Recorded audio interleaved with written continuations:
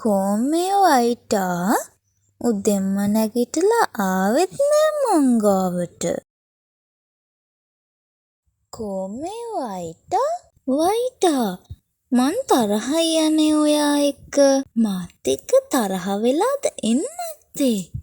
මාත් තරහයි. තරහයි. Good morning චූටි දුව. Good morning අම්මා. මොකද මේ උදේම මූණ නරක් කරන්? මොකද අද යාළුවා පේන්නත් නැත්තේ? වයිටා මාත් එක්ක තරහ වෙලා. මාව අද නැගිටවන්න ආවෙත් නෑ. සෙල්ලම් කරන්න ආවෙත් නෑ. හරි නරකයි. වයිටා පුතේ නැගිටින්න බලන්න. ඇයි අම්මා වයිටට මොකද වෙලා තියෙන්නේ? අපි වයිටට හදපු කිරි එක ගෙනල්ලා බොන්න දෙමුකෝ. වයිටා පුතේ මේ කිරි එක බොන්න නැගිටින්න. වයිටා අසනීප වෙලා පුතේ. වයිටව බේත් ගන්න එක්කන් යන්න වෙනවා. අපි තාත්තට කියමුකෝ. මං තාත්තට කතා කරන්නම්. තාත්තේ ඇයි මගේ පුතේ මේ?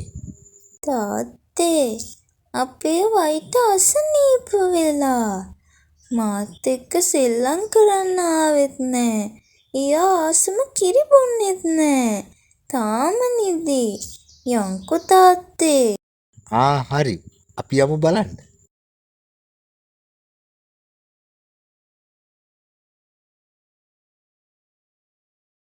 ඩොක්ටර් අංකල් මගේ වයිටා අසනීපෙන්.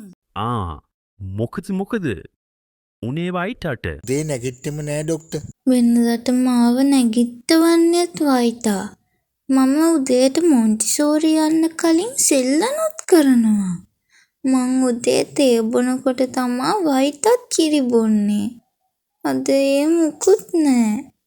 හරි අපි බලමුකෝ වයිටට මොකද වෙලා තියෙන්නේ කියලා. ඇයි ඩොක්ටර්? වයිටට උණ හැදිලා තියෙන්නේ. පොඩි බැක්ටීරියා එකක් ආසාදනය වෙලා. මගේ වයිටට රිදෙයිද අම්මේ? නෑ පුතේ. වයිටත් ඔයා වගේ හපනෙක්නේ.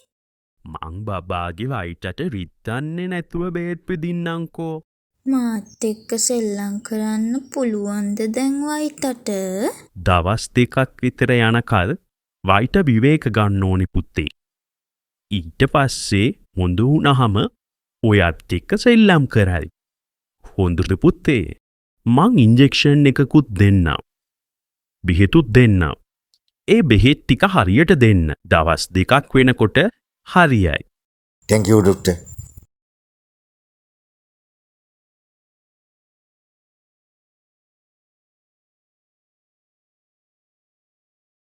ඇයි අම්මේ අද වයිට බත් කෑවේ නැත්තේ? ඩොක්ටර් අංකල් කිව්වේ පුතේ සැහැල්ලු ආහාර දෙන්න කියලානේ. ඒකයි වයිට ආස මස් සුප් එක දුන්නේ. අපි වගේම අසනීප දවසට ගොඩක් බර ආහාර ගන්න වයිටත් ආස නැතුව ඇති. වයිටා ඉක්මනට සනීප වෙයි නේද අම්මේ? ඔව් පුතේ. වයිටා ඉක්මනට බේත් බීලා විවේකයෙන් ඉන්නකොට වයිටට ඉක්මනට සනීප වෙයි. අපි වයිටව හොඳින් බලාගමුකෝ. වයිටා මට ගොඩක් පාළුයි. මං ආයේ ඔයත් එක්ක තරහ වෙන්නේ නෑ. ඉක්මනට සනීප වෙන්නකෝ. මාත් එක්ක සෙල්ලම් කරන්න. ඔයා තමා මගේ හොඳම යාළුවා. මං ඔයාට ආදරේ මගේ වයිටා.